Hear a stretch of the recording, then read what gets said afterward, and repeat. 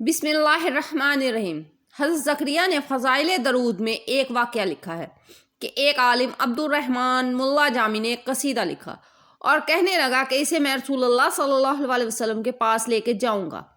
ہرات سے چلا، جب مدینہ منورہ کے قریب ہوا تو رات کو مدینہ کے گورنر کو خواب میں نبی کریم صلی اللہ علیہ وسلم آئے اور فرمایا کہ ملا جامی آ رہا ہے، دیکھو وہ اندر آنے نہ پائے، اسے روکو۔ گورنر نے حکم دیا، عبد الرحمن اندر آنے نہ پائے۔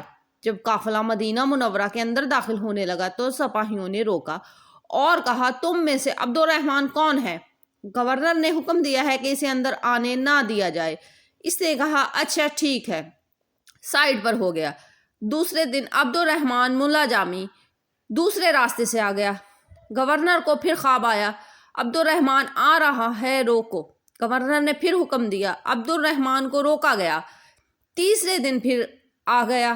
نبی کریم صلی اللہ علیہ وسلم پھر خواب میں آئے کہ عبد الرحمن آ رہا ہے، روکو اسے۔ اگر عبد الرحمن ملا جامی اندر آ گیا تو حالات خراب ہو جائیں گے۔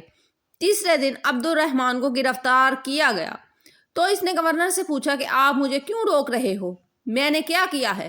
تو گورنر نے کہا کہ رسول اللہ صلی اللہ علیہ وسلم 3 دنوں سے میرے خواب میں آ رہے ہیں اور مجھے فرما رہے ہیں کہ عبد الرحمن جامی کو اندر نہ آنے دیا جائے۔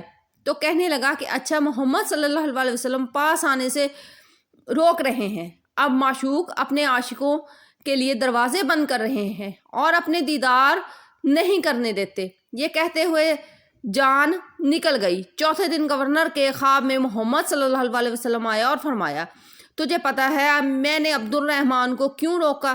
گورنر نے کہا، نہیں میرے آقا، مجھے نہیں معلوم آپ نے کیوں روکا۔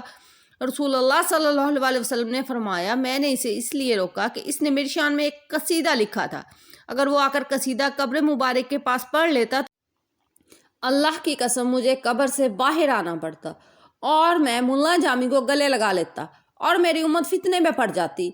اس وجہ سے میں نے اسے آنے سے روکا۔ اللہ اکبر۔